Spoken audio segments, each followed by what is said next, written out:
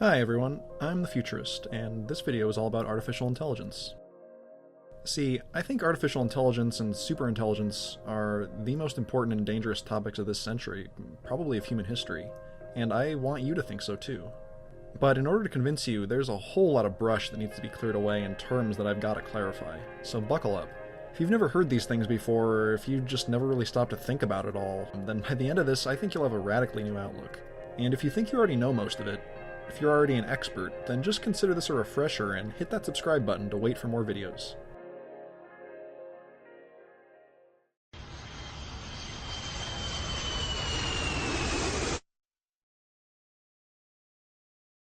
So just what is artificial intelligence, or AI?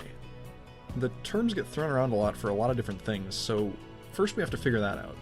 So on the one hand, there's of course the field of artificial intelligence, meaning, in the words of John McCarthy, who coined the term, the science and engineering of making intelligent machines.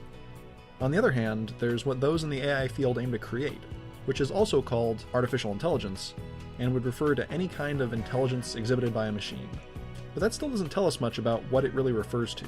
It forces us to ask, what's exactly meant by intelligence? Is your microwave intelligent because it knows to turn off when the door's opened? Or what about a Roomba or a self-driving car? Well, in some sense they are, but not in the ways people usually mean when they think AI. See, the sensor in the microwave is little more than a basic logic gate with two settings and can't do anything else. The Roomba can navigate and clean your carpet, but that's about it, and even self-driving cars, the prototypes of which can already travel for hundreds of thousands of miles and handle the limitless possibilities of the open road, are useless at something like answering trivia questions. They're all artificial intelligence, and make up the vast majority, if not all, of the kinds of AI that currently exist. Even something like Deep Blue, which beat the best human chess player in the world back in 1997, or Watson, which trounced all-star Ken Jennings in Jeopardy, just can't do anything beyond the tasks they've been programmed for. They're all pretty much what used to be more commonly called expert systems, meaning that they emulate the ability of the best experts at some narrow task. Watson is definitely on the more advanced end of this spectrum, since its true purpose is to serve as a medical diagnostic assistant. Those capabilities also let it understand, play, and win at Jeopardy, but only because the two tasks are similar in the ways that matter. No, true artificial intelligence is what people usually mean when they think AI. In official terminology, that means Artificial General Intelligence, or AGI, and it refers to a roughly human-level artificial agent which can incorporate new input and handle whatever it comes across, whether that's playing chess, or making toast, or walking down the street, or writing a computer program. And it's that last one that makes artificial intelligence so important, but also what makes it so dangerous.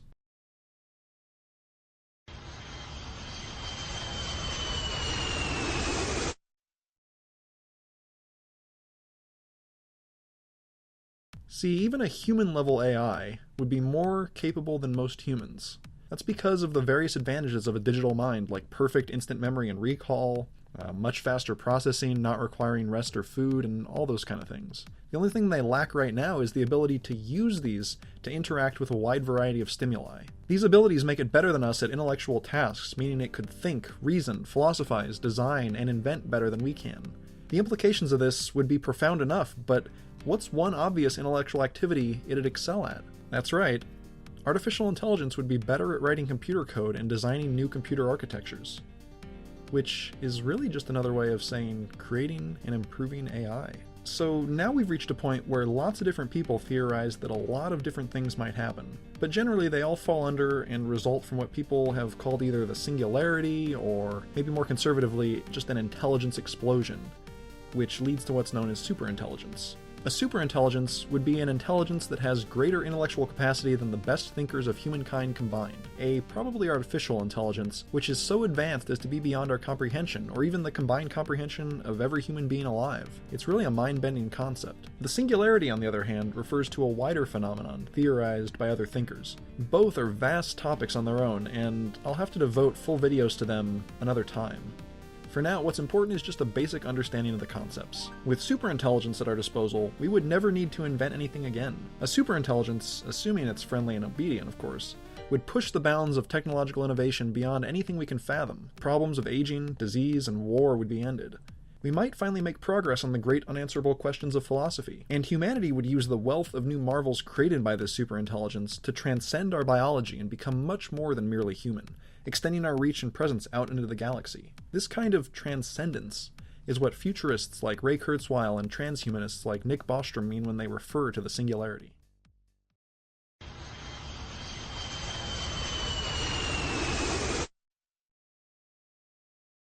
Now look, if you're watching this video, chances are you're somewhat scientifically minded, even if that's not your field. You might be skeptical that we can even invent human-level artificial intelligence, and even more skeptical of the concept of superintelligence.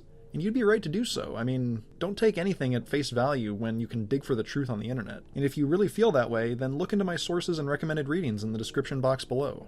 I'll have to touch on skepticism in its own video, but here's what I want to say on it now. You aren't alone in your skepticism. You're not on the fringe. In my experience, I don't think there's any topic that so divides the scientific community, and by that I mean not only all stripes of scientists, but also other tangentially related fields like my own of machine ethics, or even just people who consider themselves interested or literate in science. As a whole, we tend to be a skeptical group, so I wouldn't expect anything else. But as always, you shouldn't let that skepticism become corroded into nearsightedness or dogmatism.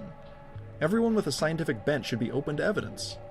Nick Bostrom, for example, polled the top researchers in artificial intelligence on when they thought human-level machine intelligence would be achieved. On average, they thought there would be a 10% chance of it appearing by 2020 to 2024, a 50% chance of it appearing by 2040 to 2050, and a 90% chance of it appearing sometime between 2070 and 2093. Now, obviously, we can continue to play devil's advocate and point out that, of course, AI researchers would be unlikely to think that their holy grail of true AI would be forever out of reach. And of course, taking a claim to be true just because some authority said it would be the fallacy of an appeal to authority, if that was the only evidence being offered. If not, citing the proper authorities counts as valid evidence and isn't a fallacy. Check an Intro to Logic book if you don't believe me. So then what's the other evidence? Well, skeptics will usually point to the history of research into AI and the 2 previous times it was overhyped, and we were said to be on the cusp of creating true artificial intelligence.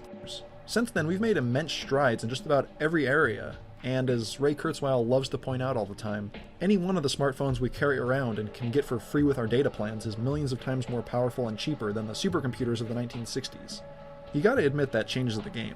And there's still more to be said there. Most AI projects, even in the 1980s, still relied on teams of programmers to laboriously hand-code their systems in which they'd try to cover every potential input the intelligence would have to deal with, which is of course impossible. There's always going to be new, novel stimuli that shake things up.